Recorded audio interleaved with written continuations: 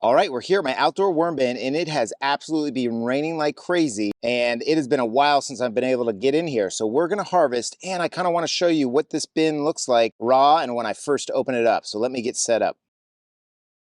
All right, so first thing I notice is I've got some mold going on here, and this kind of sits under a palm tree, so you see some of the flowers from that. But as I open it up, I really haven't seen this kind of thing before, and as I keep going, lots of mold. So let's get into the second layer of it, which is the other 20-gallon fabric pot. And okay, so we've got one worm popping out here, but again, lots more mold. So I think this has gotten pretty wet underneath, having a little bit of trouble draining. I'll show you where I set it, but after it stops raining, it is easily able to drain. So we're going to be looking for a lot of moisture. I'm also seeing some mites on the edge here. Now this bin has been in production for 2.5 years, and before that, this was a flower pot. So I'm really impressed with the durability of these fabric pots that I've used. And they're 20-gallon, even though I don't put that much material in it. The capacity is 20-gallon. I would say probably closer to about 5 to 7 gallons is what I actually use. So let's go ahead and look inside here.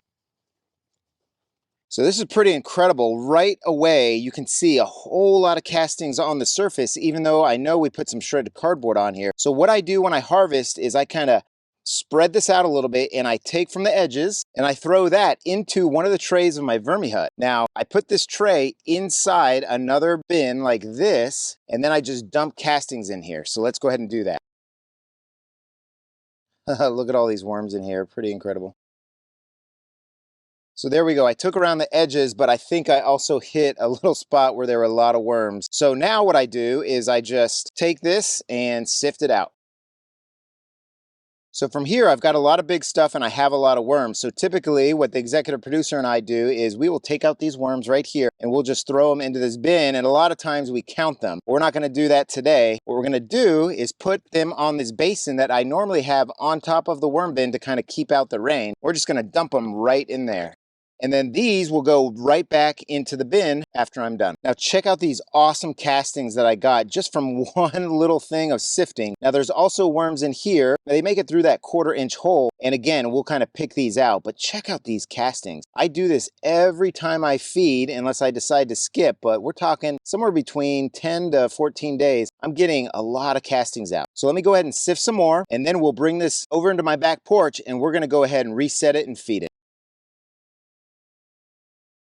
We're ready to dig in and begin our feeding, but the first thing I did was I dumped everything that was in that white basin right here and some of the worms. So let's go ahead and dig in. And of course, there they are right there, right on the top where we had put them. Lots of great red wigglers in here. The last time we were in here, what we fed them was lots of garbanzo beans or chickpeas, some yellow cauliflower, or I guess it's called orange cauliflower also. We put lots of big watermelon chunks and rinds and some banana peels. And underneath that, we put some paper towels and napkins and also some more of the shredded cardboard that I have here. So let's go ahead and dig in and see if there's anything left. After 17 days, I'm not sure we're gonna have too much left, but we also put in some of the old food that kind of collects like mango seeds and some of the other stuff. And let's see what we've got. Oh yeah, lots of worms right there. I think this is part of the mango seed. Yep, still a lot of fibers and they are going all over the fibers and that is looking fantastic. But something I'm noticing is a lot of matting down. I'm not sure what this is, but it's kind of mushy. Not real sure. Some unknown food that they haven't got to, but probably because it rains so much, we are getting some matting down and some food that they didn't eat. Now this is very interesting. I don't usually find something like this. And inside here, I think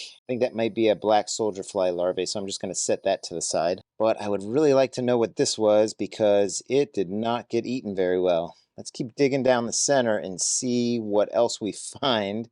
Something in here. Oh, this is the pumpkin stem, I think. And it's just got a lot of stuff all around it. But the moisture level in here, well, you know what? Just right around where that food was is pretty heavy. But then on the sides here, it's kind of loose. You can see the castings just kind of loosey-goosey falling away and lots of worms all in them. But certainly something right in here, and it's got a little bit of a faint odor. So something right here in the center kind of, I guess maybe fermented or, you know, didn't get eaten by the worms right away. And you can see as I pull it apart, there's no worms in there. So I'm going to keep digging in here and kind of break up whatever this mushiness is. I really wish I knew exactly what it was. It could have been all those garbanzo beans kind of getting mushed together. They went in whole, but they were cooked. So certainly they could have, gotten to a mushy state like that. Maybe I'll hold off on putting that many in at one time because that is not how I want the worm bin to react. And this looks like one of those cardboard tubes I sometimes put in here. And lots of worms hiding out in there. So let me keep digging around and kind of aerate everything out, and then we'll set up for our next feeding. Now check out this moisture level. It is really flowy. I really like it. It's just kind of odd to me that that mush part was super damp. I don't know what that was. It had to have been the garbanzo beans. It's the only thing I can think of. And as I'm kind of aerating it, I'm smelling more of the kind of foul smell. So I'm really glad I got in here and I'm kind of mixing things around like this. Now, eventually, whatever that smell was would have totally dissipated and the worms eventually would have got in there, I think. So if you leave your worm bin for a while, they'll go to the areas that doesn't have fermentation, that kind of thing. But you really don't want to have something like that in a smaller worm bin. So let's go ahead and make kind of our hole here. And we're going to put a lot more bedding in because you can see I could probably sift this whole thing and get about 20 pounds of castings out of this. But we're going to keep putting more bedding in to increase the volume. And what that's going to allow us to do is take out somewhere around 5 pounds of casting every week as we feed. So many babies on me, so many babies. So in goes a lot of bedding. And I can't believe how many babies I had on my hand. There we go, lots of bedding in there. And here's what we have to feed. I don't think I'm going to put all of this in here just because I want them to keep eating that mush. And I know that wasn't a whole lot, but I just didn't like seeing that. So let's just kind of pick and choose what we're going to use out of here. So I'll start with a banana. This is kind of a fast food. Certainly the flesh will go pretty quick, but then the banana peels take a while. And then I got a tomato out of my garden, but it just kind of, I let it go. It's kind of weird formed. I don't mind that, but I didn't like how it kind of over-ripened too quick. We've got some broccoli and then a cucumber that just sat on our counter too long. We got a bunch more cucumbers for him.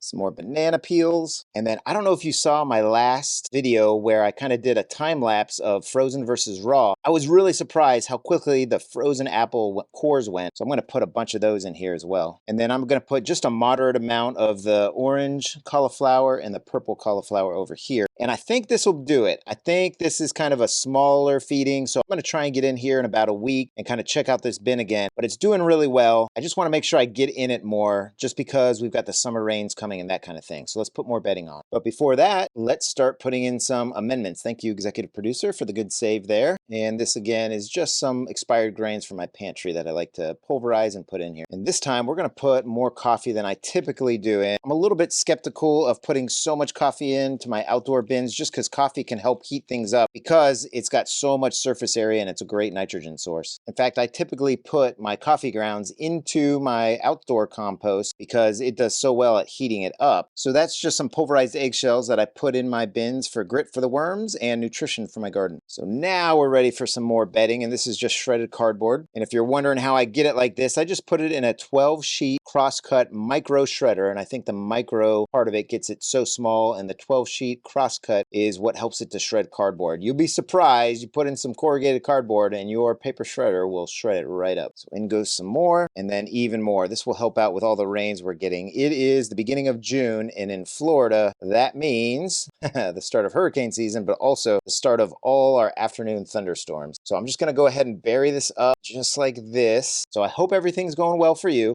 I hope your worm bins are doing well. So happy vermicomposting, everybody. Take care now. And in case you're wondering, we saved that worm that flew off my finger. Every worm is sacred. Got to find them all.